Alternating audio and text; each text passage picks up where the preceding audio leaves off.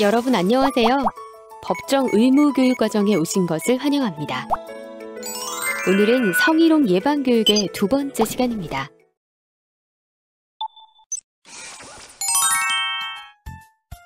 팀장님이 제게 하시는 행동들 저는 불쾌합니다. 사람들이 저를 이상한 사람으로 보도록 오해하게 만드셨고요. 앞으로 조심해주세요. 참, 오정혜 씨 이상한 사람 맞네. 어디서 여자가 큰 소리야? 아이고, 왜들 그러실까? 참으세요. 뭐라고요? 저는 진심 어린 사과 한마디를 원했던 것인데.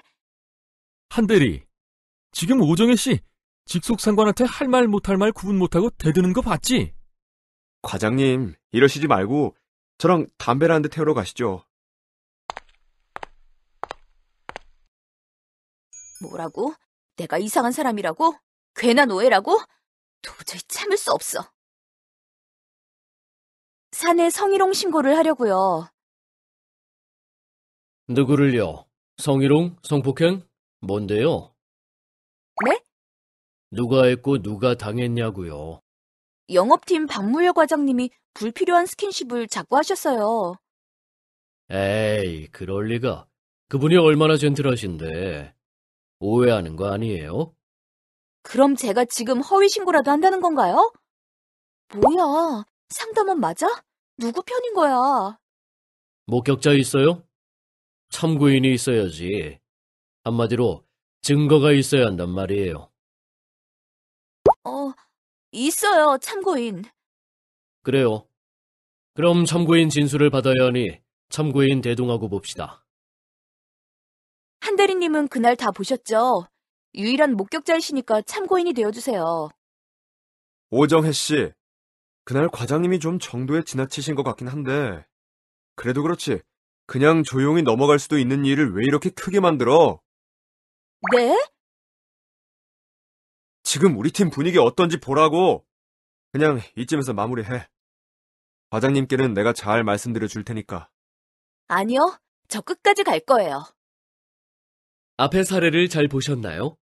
앞의 사례를 보면서 여러분은 직장 내에서 발생한 성희롱에 대처하는 한대리, 박 과장, 상담원에게서 어떤 문제점을 찾을 수 있었나요?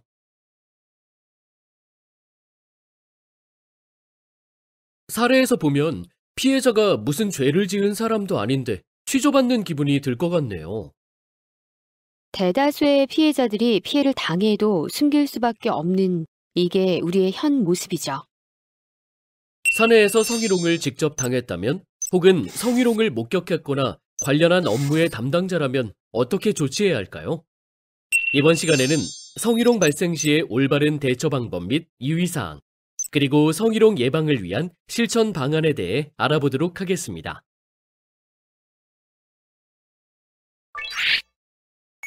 성희롱과 마주하는 우리의 자세. 직장 내 성희롱이 누구에게나 일어날 수 있다고 생각하니 내가 만일 성희롱 피해자라면 어떻게 대처해야 할까 생각해보게 되네요. 일반적으로 성희롱 피해자는 피해를 당한 것을 모두 자신의 탓으로 돌리려는 경향이 있어서 스스로 자책하다가 모멸감, 고립감, 불안감 등을 겪게 됩니다. 그러다 나중에는 세상에 대한 불신과 분노를 느끼게 되어 심리적으로 우울하고 부정적인 상태에 빠지기 쉽습니다. 스스로에 대한 자책이나 회사에 대한 무조건적인 불신은 문제 해결에 도움이 되지 않을 텐데요.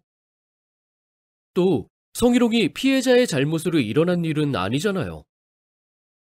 네, 그래서 성희롱 사건을 해결하는 첫 번째 출발점은 피해자의 잘못이 아니라는 인식에서부터 시작합니다. 권위주의적이며 성차별적인 조직 문화에서 양산되고 낮은 성의식과 왜곡된 권력관계 속에서 발생하는 불법 행위일 뿐입니다. 실제로 성희롱이 동료 근로자보다는 사업주나 상급자에게서 많이 발생한다는 통계는 성희롱이 권력관계에서 발생하는 면이 크다는 것을 단적으로 보여주고 있죠. 행위자의 잘못이지 피해자의 탓이 아니라고 인식한 뒤에는 어떤 조치를 취해야 할까요?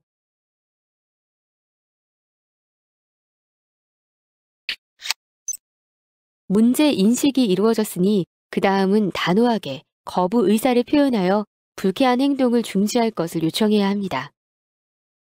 성희롱인지 아닌지 판단이 서지 않을 때에는요? 성희롱인지 아닌지 불분명한 경우에도 그 언행으로 인해 수치심이나 모멸감 등의 감정을 느낀다면 성희롱 여부를 판단하기 이전에 그 불쾌한 언행에 대한 자신의 생각을 분명하게 밝혀야 합니다. 하지만 문제 제기를 한다고 해서 해결이 되는 것도 아니고 지나치게 예민하다는 비난을 받는 것이 두려워 주저하는 경우가 많잖아요. 그 성희롱이 기본적으로 헌법과 법률에 위반되는 불법 행위라는 점을 잊어서는 안 됩니다. 강력한 대응은 행위자에게 잘못된 행동에 대한 경고를 함으로써 더 심각한 성희롱이 발생할 수 있는 위험을 예방합니다. 또한 성희롱 행위를 증명하는 데 실질적으로 도움이 되기도 하죠. 행위자에게 거부 의사를 밝힌 경우에도 중지되지 않았다면 명백한 성희롱인데요. 그 다음에는 어떻게 해야 할까요? 세 번째 단계는 증거 자료를 수집하는 것입니다. 성희롱으로 신고를 하게 될 때를 대비하는 것인데요. 행위자와 직접 만나서 거부 의사를 밝히고 원하는 바를 이야기하고자 한다면 만나기 전에 미리 자신의 입장을 잘 정리하여 일목요연하게 말할 수 있도록 준비하도록 합니다. 행위자와 직접 대면하여 밝히기 어렵다면 거부 의사를 기재한 편지를 내용 증명으로 보내는 방법도 있습니다. 녹음도 가능한가요? 대화하는 상대방과 이야기하는 내용을 녹음하는 것은 법적으로 허용됩니다. 녹음 내용은 추후 법적 분쟁이 있을 때 증거 자료로도 사용할 수 있습니다. 그 외에 성희롱 신고인에 대해서는 성명, 성별, 연령, 소속, 직위, 고용 형태, 사건 발생 일시, 장소, 횟수, 상황, 구체적인 행위 내용, 피해 내용, 증거나 증인 또는 참고인이 있는지, 있다면 누구인지, 회사와 행위자에 대해 요구하는 바가 무엇인지 등을 조사하게 되기 때문에 이와 관련한 자료를 최대한 확보해 두어야 합니다. 참고인이 필요하니 동료, 선배, 가족 등 주변에 신뢰할 만한 사람들에게 조언과 도움을 요청해야겠네요. 피해자 대처 방안 마지막은 주변에 도움을 요청하는 것입니다. 성희롱 사건이 발생하면 이를 해결하기 위한 두 가지 방법으로 비공식적인 절차와 공식적인 절차가 있습니다. 비공식적으로는 고충 상담과 조정을 통해 문제를 해결할 수 있고, 공식적으로는 사내의 성희롱 심의위원회와 같은 성희롱 담당 기구나 사법기관의 힘을 빌려 형사 고소 또는 민사 손해배상을 신청하는 것입니다. 성희롱 문제는 법률을 어긴 범죄 행위이니 공식적으로 해결하는 것이 바람직하다고 생각되는데요. 보통 피해자들은 피해 사실이 드러나는 것을 원치 않으니 비공식 절차를 통해서라도 행위자에게 적정한 인사 및 징계 조치가 내려지면 좋겠네요. 다음으로 성희롱 피해자가 대응 과정에서 유의해야 할 사항에 대해 알아보도록 하죠. 먼저 피해자가 행위자의 언행을 동료나 지인과 같은 타인에게 말하거나 사내 게시판에 글을 올리는 경우에 행위자가 피해자를 모욕죄나 명예훼손죄로 고소하기도 합니다. 그리고 고소 취하를 조건으로 더 이상 성희롱에 대한 문제 제기를 하지 못하도록 하는 경우가 있죠. 피해자가 가해자로 둔갑하는 이런 상황들 때문에 피해자가 피해를 당하고도 사실을 밝히지 못하는 거 아닐까요? 그래서 피해자는 행위자의 성희롱 행위를 가능한 신뢰를 할 수 있는 상급자나 상담기관 등 일부에 국한하여 알리는 것이 좋고, 행위자의 성희롱 행위에 대해 인터넷 게시판 등에 글을 올리거나 사건 해결 절차에 관여하지 않는 여러 사람들에게 말하는 것은 삼가하는 것이 좋습니다. 또 피해자가 행위자에게 성희롱 피해로 인한 금전 배상을 요구하는 경우들이 있는데, 이때 배상하지 않으면 법적 조치를 취하겠다는 등의 조건부 요구를 암시하는 발언은 협박죄가 될 수 있으니 주의해야 합니다. 그리고 문제 해결 과정에서 정신적, 육체적 건강에 문제가 생긴 경우 병원에서 증상의 원인을 설명할 때 성희롱 사실에 대해 말하는 것이 좋습니다. 직장 내 성희롱으로 인한 질병 등 건강상 문제에 대해서는 산재로 인정받을 수 있고, 병원에서 치료받은 내역이 성희롱 발생의 증거가 될 수도 있기 때문입니다. 마지막으로 사업주가 성희롱 피해자에 대해 불이익 조치를 하는 것은 법적으로 금지되어 있음에도 불구하고 성희롱 피해자에게 신고 등을 이유로 불이익을 주는 경우가 있습니다. 회사가 성희롱 피해자에게 불이익을 주는 경우에는 반드시 문제 제기를 하고 법적 조치를 강구하기 위해 증거를 잘 확보해야 합니다.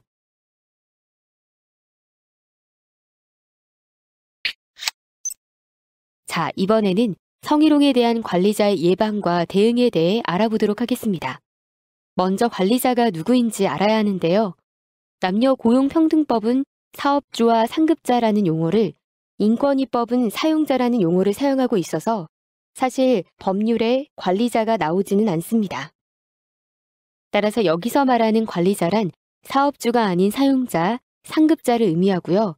직원의 채용, 임금, 승진, 배치 전환, 교육 연수 등의 근로 조건을 결정하거나 결정에 영향을 미치는 지위에 있으며 조직 내 문제를 해결하고 관리, 감독, 문제의 사전 예방을 해야 하는 위치에 있습니다. 근로조건과 인사결정권을 가진다면 사업주와 맞먹는 지위 아닌가요? 네, 관리자는 사업주의 대리인이자 문제 해결자입니다. 대표적으로 법인의 대표이사는 관리자에 해당한다고 볼 수 있죠. 관리자가 조직 내 문제를 해결하는 해결자라고 하셨는데요. 그렇다면 성희롱 사건을 담당하는 고충 상담원이나 노동조합 등의 조력자도 관리인에 해당할까요? 좋은 질문입니다. 성희롱 예방을 위해 사업주는 사내에서 직원들의 신뢰가 깊은 관리자 중에서 고충 상담원을 지정하여 성희롱 예방과 성희롱 고충 상담 업무를 부여하게 됩니다. 그러니 관리자로 볼 수 있겠죠? 사업주는 성희롱과 관련한 고충 신고를 받은 때에는 사내 고충처리기구로 고충처리위원, 노사협의회, 명예고용평등감독관, 성희롱 고충 상담원, 인사부서 고충 담당자 등을 이용하여 자율적인 해결을 위해 노력해야 합니다. 고충 상담원 이야기가 나왔으니 고충 상담원은 어떻게 지정되나요?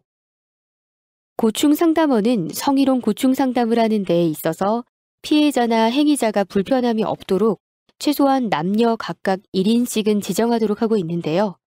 평상시 성희롱 예방 업무 수행을 위해서 인사부서 내에서 고충 상담원 1인을 지정하거나 인사부서와 유기적으로 연계하여 성희롱 예방 교육, 사내 성희롱 예방 업무를 수행하도록 하는 것이 좋습니다. 또한 고충 상담원이 성희롱 예방 관련 전문성을 가질 수 있도록 외부 교육을 지원하고 지역 내 고용평등 상담실의 지원을 적극 활용하도록 해야 합니다. 다시 돌아와 관리자에 대해 좀 더 이야기를 나누어 보죠. 성희롱 사건이 발생하면 빠른 초기 대응이 무엇보다 중요한데요. 이런 이유로 사업주로부터 모든 권한과 책임을 위임받은 관리자의 역할은 더욱 중요합니다. 그렇다면 관리자도 사업주의 의무를 준수해야겠네요. 그렇죠. 사업주의 의무는 곧 관리자의 의무이기도 합니다. 만일 관리자가 사업주의 의무를 위반하여 성희롱 예방, 성희롱 행위자에 대한 조치, 피해자 보호 등의 의무를 게을리한다면 사업주와 사업주의 대리인인 관리자가 연대하여 책임을 지게 됩니다. 사업주는 자신을 대신하는 것이기에 관리자 교육을 철저하게 시행해서 사업주로서의 책임과 의무를 다할 수 있도록 해야겠어요.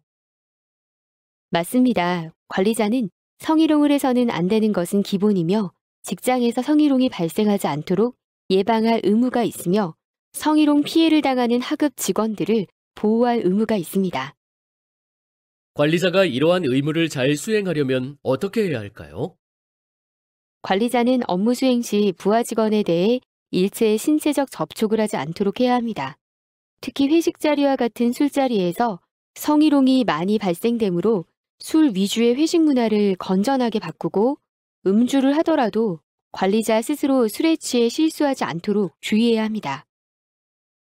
또한 관리자는 하급 직원들의 모범이 되어 누군가 성희롱적 언행을 하는 것을 발견하면 즉시 제지하고 주의를 주어야 합니다. 성희롱이 발생할 수 있는 환경을 미연에 방지하기 위해 노력하는 것이 최선의 방법이네요.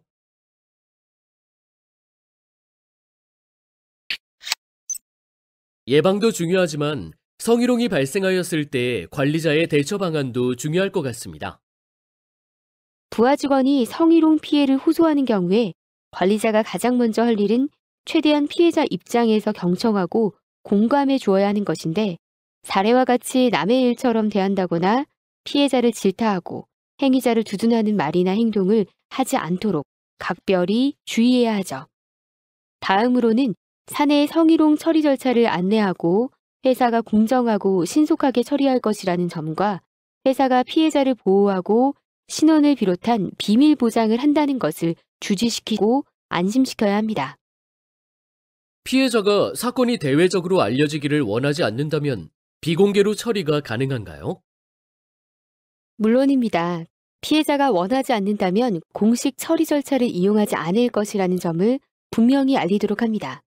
그리고 관리자를 신뢰하여 조정을 요청하는 경우에 관리자는 최대한 중립성을 유지하면서 양 당사자가 스스로 문제를 해결하는 것이라는 점을 알려주어야 하고, 공정한 중재자이자 정보 제공자로서의 역할에 충실해야 합니다. 관리자가 조정을 할 때에는 사건을 은폐하거나 빨리 종결하기 위해 피해자에게 합의를 강요해서는 안 될 것 같습니다. 네, 피해자가 원하는 방식으로 문제 해결이 되도록 노력해야 하고, 피해자를 회유하는 행동을 해서는 안 됩니다.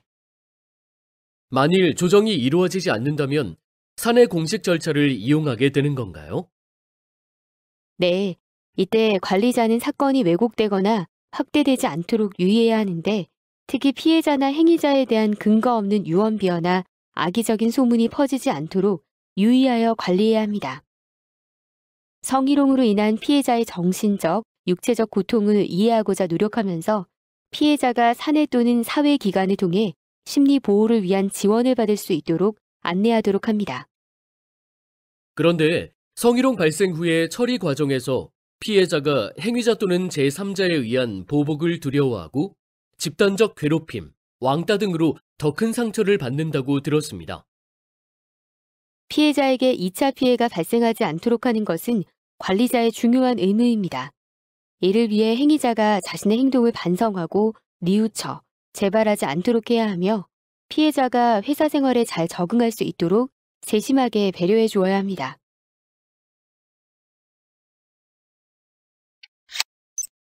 다음으로 성희롱 행위자의 대처 및 유의사항에 대해 알아보겠습니다.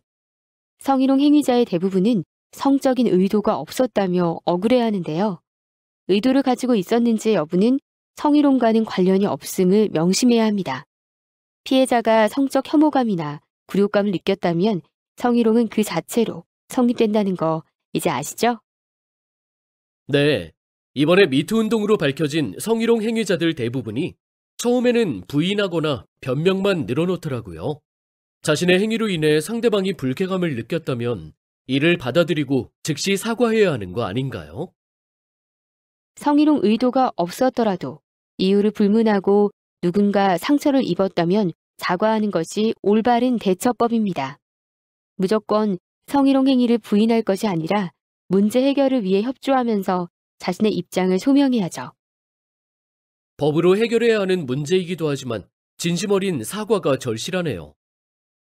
만일 성희롱 행위자로 조정을 받고 있다면 성실하게 조정 내용을 수용하고 피해자의 요구사항을 이행하면서 다시는 성희롱을 하지 않도록 노력하는 모습을 보일 필요가 있습니다. 징계를 당하게 된 경우라면 자신의 행동의 정도와 지속성에 비추어 징계가 합당한지 여부를 확인하고 이를 수용해야 합니다. 그리고 무엇보다 피해자에 대한 근거 없는 비난 등으로 2차 가해를 가하지 않도록 조심해야 합니다. 성희롱 행위자가 되지 않으려면 어떻게 해야 할까요? 먼저 공사를 구분하여 행동하고 자신의 지위를 이용하여 사적인 만남이나 사적 업무 등을 지시하거나 강요하지 말아야 하고, 음담패설이나 음란물 보기 등 성적인 행동을 유의로 하는 것도 자제하도록 합니다. 자칫 외모 비하로 이어질 수 있는 타인의 신체와 외모에 대한 지적이나 사생활 침해, 간섭도 하지 말아야 할 것 같습니다. 그리고 상대방이 불쾌감이나 거부 의사를 표현했을 때는 즉각 중지하고, 상대방의 감정이 이해되지 않더라도 그 감정 자체를 존중하여 사과하고 이해하려고 노력해야 할 것 같습니다. 맞습니다. 지나친 구애 행위는 범죄 행위가 될 수 있다는 점을 인지해야 하죠. 침묵은 긍정이 아닙니다. 상대방이 명시적인 거부 의사를 표현하지 않는 것이 곧 동의는 아닐 수도 있다는 점을 잊어서는 안 됩니다. 그리고 타인에게 특정 행동을 요구하거나 강요해서도 안 되고 다른 직원이 성희롱을 하는 경우에 묵인하는 것도 안 되겠죠? 네, 동조하지 않는 것은 물론이고 이의를 제기해야 합니다. 그리고 자신의 지위나 권한을 남용하고 있지 않은지 항상 유의하고 점검하는 노력과 함께 인간적으로 대등하다는 생각을 가지고 존중하는 태도를 가져야 합니다. 이런 마음가짐을 가진다면 조직 내에서 불미스러운 일은 생기지 않을 텐데 말이죠. 마지막으로 누구나 성희롱 행위자가 될 수 있음을 간과하지 말고 성희롱 행위자가 되었을 때 받게 될 법적, 사회적, 개인적 불이익도 인지해 둔다면 도움이 될 것 같습니다.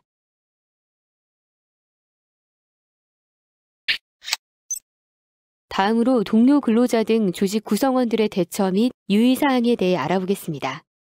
대부분의 조직 구성원들은 성희롱이 발생했다는 사실을 알게 되면 그 사실 자체가 불쾌하고 조직에 해가 된다고 생각합니다. 더군다나 자신과는 관계없는 일이며 피하고 싶은 일이라는 생각을 하게 될 수 있는데요. 이러한 태도는 성희롱 행위를 조장하고 장려하는 것이 되어 결국 조직 문화에 악영향을 끼치게 된다는 점을 인지해야 합니다. 무엇보다 주의해야 할 것은 확인되지 않는 사실로부터 피해자를 근거 없이 비난하거나 수근거리는 행위, 허위 소문을 유포하는 행위, 왕따시키는 행위, 괴롭히는 행위 등을 해서는 안 될 것 같습니다. 명백한 가해 행위이고 피해자 입장에서는 2차 피해가 되는 거잖아요. 자신과 타인은 궁극적으로 연결되어 있는 존재임을 인지하고 타인을 괴롭히는 행위는 결국 자신을 괴롭히는 일임을 자각해야 하죠. 성희롱 문제는 남의 일이 아닙니다.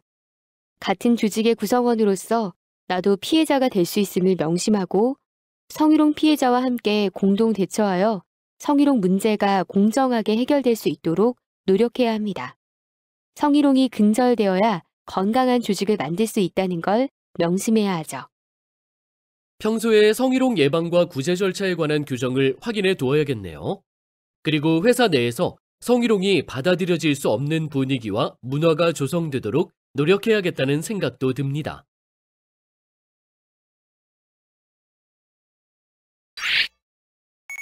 성희롱 없는 직장 문화 만들기.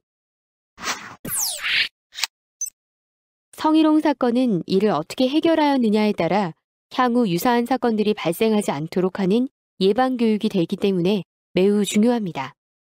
그럼 먼저 성희롱 사건 처리를 위한 원칙을 살펴보도록 하겠습니다. 먼저 성희롱 사건 처리의 목적은 피해자가 피해를 복구하여 건강하게 업무에 복귀하는 것임을 명심하고 피해자의 피해 복구를 최대한 도와주어야 합니다. 어떤 회사는 성희롱 관련 고충이 제기되면 가해자와 피해자에게 모두 명령 휴가를 내린 후 최장 일주일 이내에 조사를 마치도록 하고 있다고 들었습니다. 가해자가 성희롱 조사 과정에서 피해자에게 부당한 압력을 가할 가능성을 차단하고 2차 피해로부터 피해자를 보호하고자 하는 것이라 합리적이라고 생각이 들더라고요. 성희롱 피해를 주장한 자가 조사 기간 동안 행위자를 계속 대면하는 것이 힘들다고 호소하는 경우가 많기 때문에 성희롱 판단 전이라도 잠정적으로 행위자와 피해자가 같은 공간에 있지 않도록 휴가 내지 대기 발령 등으로 임시 분리 조치하여야 하는 것은 적절한 조치 방안입니다. 하지만 이 경우라도 피해자와 행위자 분리 조치는 피해자의 의사를 존중하여 결정하는 것이 바람직합니다. 다음으로 신고가 접수된 경우에 가장 먼저 할 일은 성희롱 행위를 즉각 중지시키고 피해자의 심리적 안정을 지원하는 것입니다. 성희롱 피해자가 느끼는 정신적, 육체적 고통은 이루 말할 수 없겠죠? 특히나 문제 해결이 오랜 시간이 걸리고 관련자나 담당자들로부터 부당한 압력을 받게 되면 우울과 분노, 무력, 불안감마저 경험하기 때문에 문제 해결을 위한 도움 이외에 별도의 심리치유 프로그램이 필요할 수도 있습니다. 따라서 피해자가 원할 경우에 외부 심리상담 기관 등의 지원을 받을 수 있도록 해야 합니다. 사업주와 담당자는 성희롱 신고 이후에 사실관계를 확인하는 것부터 조사 및 조치를 취하는 전 과정에서 피해자가 정신적, 육체적 고통을 받지 않도록 최대한 주의해야겠네요. 다음으로 신원보장에 대해서인데요. 성희롱 사건을 조사할 때에는 피해자는 물론 관련자의 신원에 대해서도 철저한 비밀 유지를 하여야 합니다. 만일 신고인이 피신고인 등에 대해 자신의 신원이 알려지지 않기를 바라면 익명으로 조사하고 익명 조사가 불가능한 경우에는 익명으로 조사할 수 없다는 점을 신고인에게 알린 후에 조사해야 합니다. 피해자가 원치 않는다면 행위자와의 대질 조사 등도 하지 말아야 하죠. 네, 피해자 행위자의 비밀이 보장되도록 각별히 유의해야겠네요. 마지막으로 성희롱 사건을 처리할 때에는 성희롱 문제가 법률과 취업 규칙에 의해 금지된 행위이며 징계 사유이므로 공식적으로 해결하는 것이 바람직하다는 점을 전사적으로 공유해야 합니다. 그리고 개인의 인권 보호 차원에서 행위자, 피해자는 익명으로 처리하되 사내 성희롱 사건의 개요 및 조치 사항을 공개하도록 합니다.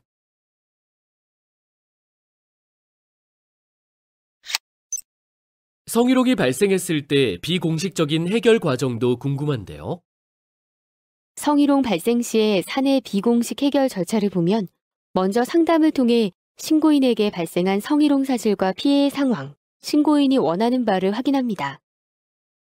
다음으로 성희롱 사건 해결을 위해 마련된 다양한 절차와 방법에 대한 객관적인 정보를 제공하고 신고인 스스로 자신이 처한 문제를 어떤 방식으로 처리할 것인지에 대해 가장 만족할 수 있는 방식을 생각하여 선택할 수 있도록 돕도록 합니다. 이 과정에서 외부 전문 상담 기관의 조력을 받거나 대리인을 선임할 수 있음을 알리고 관련 정보를 제공하여 신고인이 다양한 방식으로 적극적으로 문제를 해결할 수 있도록 지원해야 합니다. 이어서 신고인과 비공식적으로 사건을 처리하기로 합의가 되면 신고인의 요구안을 정리하고 검토한 후 피신고인의 행위자에게 요구안을 전달합니다. 이때 행위자가 사과, 재발 방지 약속, 자원에 의한 배치 전환 등 피신고인의 요구안을 받아들이면 요구안을 이행하고 합의서를 작성하여 사건을 종결시킵니다. 그러나 여기서 끝이 아니죠. 사건 종료 후에도 합의가 제대로 이행되었는지, 피해자에 대한 또 다른 피해는 없는지 모니터링해야 합니다. 만일 행위자가 신고인의 요구안을 받아들이지 않으면 어떻게 되나요? 신고인과 피신고인이 계속하여 비공식적으로 사건을 처리하기를 원한다면 조정을 실시합니다. 분쟁 당사자들이 제3자인 조정자의 지원을 받아 자율적으로 합의하여 문제를 해결하는 것이죠. 조정이라고 해서 성희롱 행위자에 대한 징계를 배제하는 것은 아니며 신고인과 피신고인이 협상을 통한 합의로 문제를 해결하는 것을 목적으로 합니다. 조정으로도 해결이 안 된다면 이후는 공개적으로 가는 건가요? 네, 상담과 조정 등의 비공식적 절차에 의해 문제가 해결되지 않는다면 남녀 고용평등법상 사업주는 행위자에 대해 지체 없이 징계 등 적절한 조치를 취해야 합니다. 곧바로 성희롱 사건 담당 기구를 구성하여 최대한 신속하게 사실관계 조사를 하고 이를 확정하여 행위자에 대한 조치를 취합니다.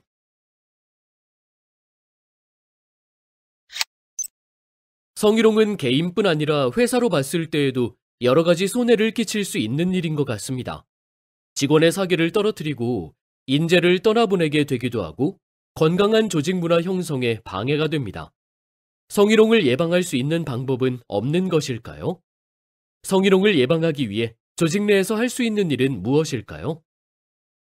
성희롱은 주로 권위주의적이고 성차별적인 조직 문화에서 기인하는 경우가 많기 때문에 성희롱이 발생된 경우에 특히 조직 문화에 대한 재점검이 필요합니다. 조직 문화 재점검은 구체적으로 어떻게 해야 할까요?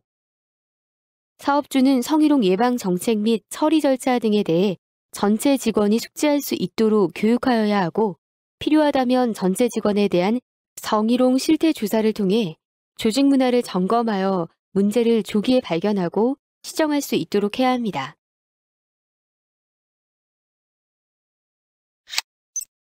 조직 문화를 점검하였으니 개선하려는 노력도 필요할 것 같은데요. 건강한 조직은 어떻게 만들 수 있을까요? 먼저 음주 위주의 회식 문화와 접대 문화를 건전하게 바꿔야 합니다. 그리고 고용 과정에서 남성 위주가 아닌 성평등한 인사 관리가 필요합니다. 성평등한 인사관리요? 우리 사회는 남성 위주의 사회였기 때문에 여성 근로자 수가 현저히 적습니다. 직원 중에 여성 비율, 여성의 관리자 비율, 여성의 근속 연수, 여성의 직급, 여성의 연령이 높아지도록 하여 남성 편향적 불균형을 해소하고 권력이 어느 한 성으로 집중되지 않도록 하는 노력도 필요한 것이죠. 성희롱이 권력에 의해 일어나지만 직급 성별을 불문하고 서로를 존중하고 존칭하는 언어 문화를 확립하는 것도 중요하다고 생각됩니다. 저부터도 별다른 의식 없이 상대방을 비하하고 폄하하는 말을 하고 있지는 않은지 신중하게 생각하고 말을 해야겠다고 다짐했습니다. 좋습니다. 근무 시 공사를 명확히 구분하고 존칭하는 언어 문화가 확립되면 품위 있는 태도도 자연스럽게 유지되어 성희롱과 같은 행동이 끼어들 틈이 없겠네요.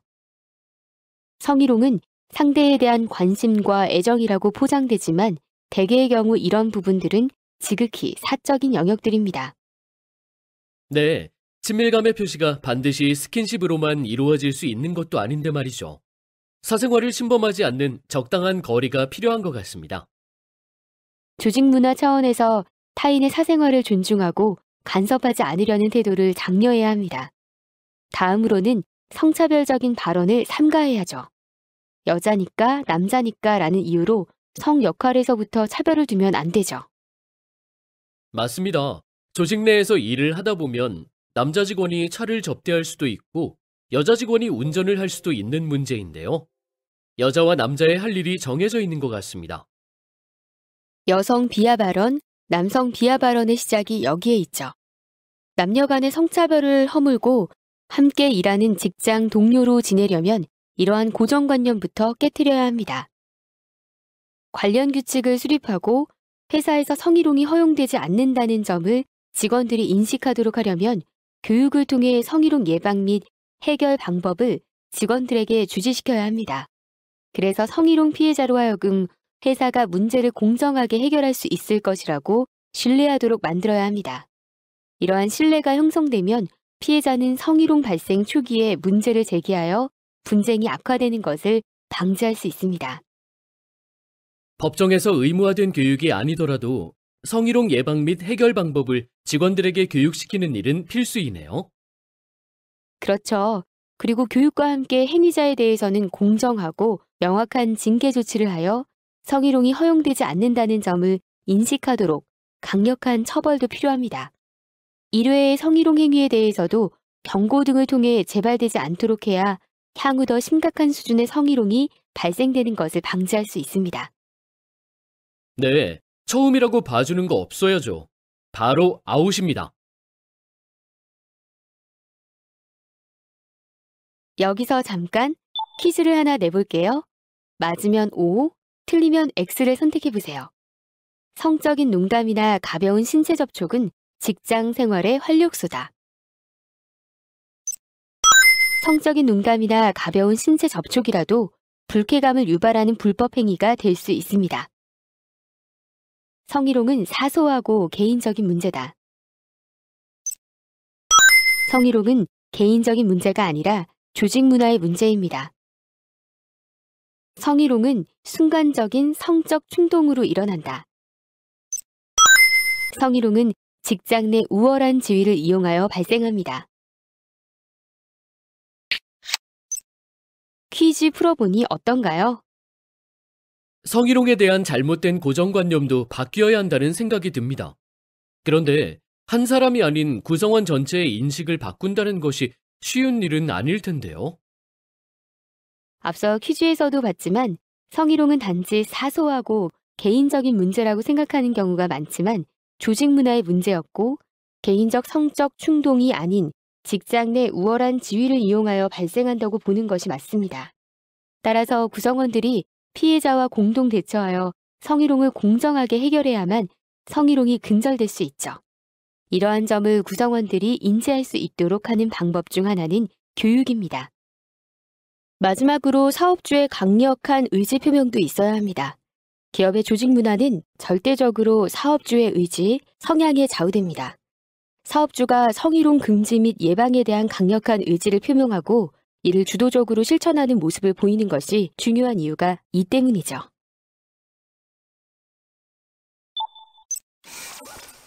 앞서 제시해드렸던 질문 내용을 기억하시고 그 질문에 대한 전문가의 조언을 참고해보세요. 그리고 앞에서 본 사례가 생각나지 않으시면 다시 한번 살펴보시기 바랍니다. 팀장님이 제게 하시는 행동들 저는 불쾌합니다. 사람들이 저를 이상한 사람으로 보도록 오해하게 만드셨고요. 앞으로 조심해주세요. 참, 오정혜 씨 이상한 사람 맞네. 어디서 여자가 큰 소리야? 아이고, 왜들 그러실까? 참으세요. 뭐라고요? 저는 진심 어린 사과 한마디를 원했던 것인데. 한대리, 지금 오정혜 씨 직속 상관한테 할 말 못할 말 구분 못하고 대드는 거 봤지? 과장님, 이러시지 말고 저랑 담배를 한 대 태우러 가시죠. 뭐라고? 내가 이상한 사람이라고? 괜한 오해라고? 도저히 참을 수 없어. 사내 성희롱 신고를 하려고요. 누구를요? 성희롱? 성폭행? 뭔데요? 네? 누가 했고 누가 당했냐고요? 영업팀 박무열 과장님이 불필요한 스킨십을 자꾸 하셨어요. 에이, 그럴 리가. 그분이 얼마나 젠틀하신데. 오해하는 거 아니에요? 그럼 제가 지금 허위 신고라도 한다는 건가요? 뭐야, 상담원 맞아? 누구 편인 거야? 목격자 있어요? 참고인이 있어야지. 한마디로 증거가 있어야 한단 말이에요. 있어요, 참고인. 그래요. 그럼 참고인 진술을 받아야 하니 참고인 대동하고 봅시다. 한 대리님은 그날 다 보셨죠? 유일한 목격자이시니까 참고인이 되어주세요. 오정혜 씨, 그날 과장님이 좀 정도에 지나치신 것 같긴 한데 그래도 그렇지 그냥 조용히 넘어갈 수도 있는 일을 왜 이렇게 크게 만들어? 네? 지금 우리 팀 분위기 어떤지 보라고. 그냥 이쯤에서 마무리해. 과장님께는 내가 잘 말씀드려 줄 테니까. 아니요, 저 끝까지 갈 거예요.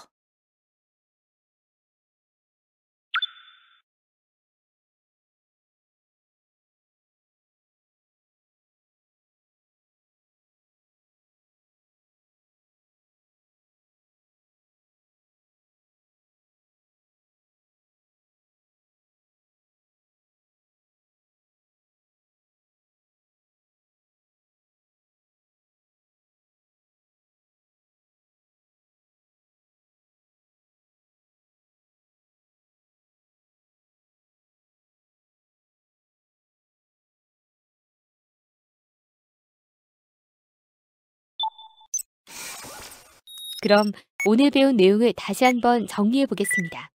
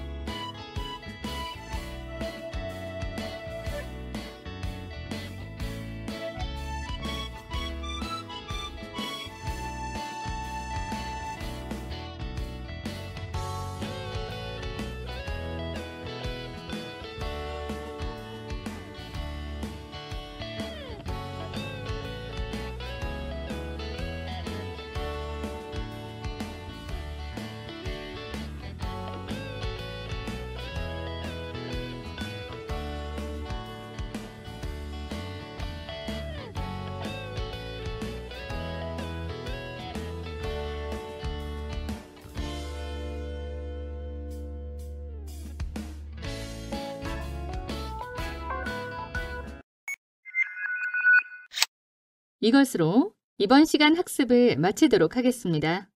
수고하셨습니다.